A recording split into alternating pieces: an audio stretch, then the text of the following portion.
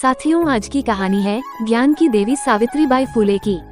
सावित्रीबाई का जन्म 3 जनवरी 1831 को नायगांव वर्तमान में सतारा जिले में कृषक परिवार में हुआ था। इनके पिता का नाम खंडोजी नेवसे पाटिल और माता का नाम लक्ष्मी था। वे परिवार की सबसे बड़ी बेटी थी। उन दिनों की लड़कियों का जल्दी ही विवाह कर दिया जाता था, इसलिए प्रचलित रीति रिवाजों के बाद 9 वर्षीय सावित्रीबाई की शादी 1840 में 12 वर्षीय ज्योतिराव फुले से साथ हो गई। ज्योतिराव एक विचारक, लेखक, सामाजिक कार्यकर्ता और जाति विरोधी समाज सुधारक थे। उन्हें महाराष्ट्र के समाज सुधार आंदोलन के प्रमुख आंदोलनकारियों में गिना जाता है। सावित्रीबाई की शिक्षा उनकी शादी के बाद शुरू हुई। यह उनके पति ही थे जिसने सावित्रीबाई को सीखने और लिखने के लिए प्रोत्साहित किया। उन्होंने एक सामान्य स्कूल से तीसरी और चौथी की परीक्षा पास की, जिसके बाद उन्होंने अहमदनगर में मिस फरार इंस्टीट्यूशन में प्रशिक्षण लिया। ज्योतिराव अपने सभी सामाजिक प्रयासों में सावित्रीबाई के पक्ष में दृढ़ता से खड़े रहते थे। उस समय पूना में लड़कियों के लिए पहला स्वदेशी स्कूल 1848 में ज्योतिराव और सावित्रीबाई के द्वारा शुरू किया गया था, जिसके लिए परिवार और समाज द्वारा उन दोनों को बहिष्कार कर दिया गया था। ऐसी परिस्थिति में फूले दंपति को उनके एक दोस्त उस्मान शेख और उनकी बहन फातिमा शेख ने आश्रय दिया और स्कूल शुरू करने के लिए अपने परिसर में स्थान भी। इस तरह सावित्रीबाई स्कूल की ही नहीं बल्कि भारत की पहली शिक्षिका बनी। ज्योतिराव और सावित्रीबाई ने बाद में मंगल और महार जातियों के बच्चों के लिए स्कूल शुरू किए, जिन्हें अस्पृश्य व अछूत माना जाता था। वर्ष 1852 में 3 स्कूल फूले द्वारा चलाए जा रहे थे, जिसके लिए उसी वर्ष 16 नवंबर को ब्रिटिश सरकार ने फूले परिवार को शिक्षा के क्षेत्र में उनके योगदान के लिए सम्मानित भी किया, जिसमें सावित्रीबाई को सर्वश्रेष्ठ शिक्षक का नाम दिया गया था। उस वर्ष उन्होंने महिलाओं के बीच अपने अधिकार, गरिमा और अन्य सामाजिक मुद्दों के बारे में जागरूकता पैदा करने के उद्देश्य से महिला सेवा मंडल भी शुरू किया। वह विधवाओं के बाल मुंडवाने के मौजूदा परंपरा का विरोध करने के लिए मुंबई और पुणे में नाई की हड़ताल आयोजित करने में सफल रही थी। इसके बाद सावित्रीबाई ने 18 स्कूल और खोले।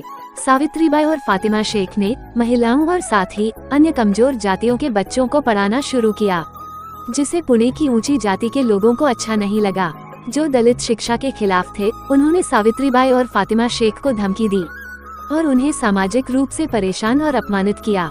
जब सावित्रीबाई पढ़ाने के लिए स्कूल जाती थीं, तो उन पर गाय का गोबर, मिट्टी और पत्थरों को फेंका करते, लेकिन अपने निर्धारित लक्ष्य से सावित्रीबाई को हतोत्साहित नहीं कर सके। इसी बीच 1855 में फूले द्वारा कृषिविद और मजदूरों के लिए एक रात्रि विद्यालय भी खोला गया, ताकि वे दिन में काम करें और रात में स्कूल में जा सकें। जब गरीबी और लाचारी की वजह से स्कूल में पढ़ने वाले बच्चों की संख्या कम होने लगी, तो सावित्रीबाई ने स्कूल जाने के लिए बच्चों को वजीफा देने की प्रथा शुरू की। उन्होंने शिक्षा के महत्व पर माता पिता के बीच जागरूकता पैदा करने के लिए नियमित अंतराल पर अभिभावक शिक्षक बैठकें आयोजित की, ताकि वे अपने बच्चों को नियमित रूप से स्कूल भेजें।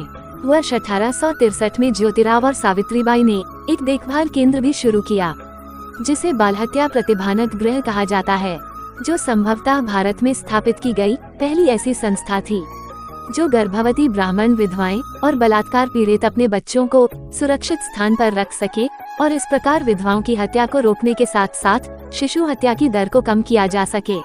ज्योतिराव ने विधवा पुनर्विवाह की वकालत की, तो सावित्रीबाई ने बाल विवाह और सती प्रथा जैसी सामाजिक बुराइयों के खिलाफ अथक प्रयास किया। समाज के 2 ऐसे सबसे संवेदनशील सामाजिक मुद्दे थे जो धीरे धीरे महिलाओं के अस्तित्व को कमजोर कर रहे थे। उन्होंने बाल विधवाओं को शिक्षित और सशक्त बनाकर मुख्य धारा में लाने का भी कार्य किया। सावित्रीबाई ने छुआछूत और जाति प्रथा के उन्मूलन में अपने पति के साथ मिलकर काम किया, जो निचली जातियों के लोगों के लिए समान अधिकारों को प्राप्त करने और हिंदू पारिवारिक जीवन में सुधार के लिए महत्वपूर्ण कार्य माना जाता है। ज्योतिराव और सावित्रीबाई ने 1874 में काशीबाई नामक एक ब्राह्मण विधवा से एक बच्चा गोद लिया और इस प्रकार समाज के प्रगतिशील लोगों को एक मजबूत संदेश प्रस्तुत किया। यह दत्तक पुत्र यशवंतराव बड़े होकर डॉक्टर बने और लोगों की सेवा करना शुरू किया। जब 1897 में बुलेसोनिक प्लेग महामारी ने नलस्पोरा और महाराष्ट्र के आसपास के इलाके को बुरी तरह प्रभावित किया, तो साहसी सावित्रीबाई और यशवंतराव ने बीमारी से संक्रमित रोगियों का इलाज करने के लिए पुणे के बाहरी इलाके में एक क्लिनिक खोला। वो इस महामारी से पीड़ितों को क्लिनिक में ले आती और उनका बेटा उन रोगियों का इलाज करता।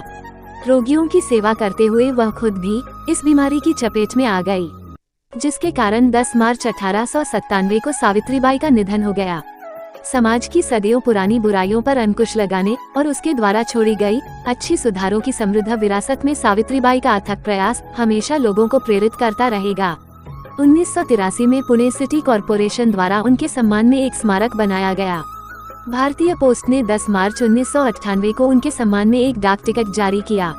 2015 में पुणे विश्वविद्यालय का नाम बदलकर उनके नाम पर सावित्रीबाई फुले पुणे विश्वविद्यालय कर दिया गया। सर्च इंजन गूगल ने 3 जनवरी 2017 को गूगल डूडल के साथ उनकी 186वीं जयंती मनाई। महाराष्ट्र में सावित्रीबाई फुले पुरस्कार भी महिला समाज सुधारकों को प्रदान किया जाता है। साथियों, ज्ञान की देवी सावित्रीबाई फुले की ये कहानी नहीं बल्कि एक हकीकत थी। हमारे देश की, हमारे समाज की और हम सब की। यह कहानी आपको कैसी लगी, कमेंट में अवश्य बताएं। यदि इस तरह की कहानियाँ आपको पसंद है तो चैनल को लाइक, शेयर और सब्सक्राइब करें।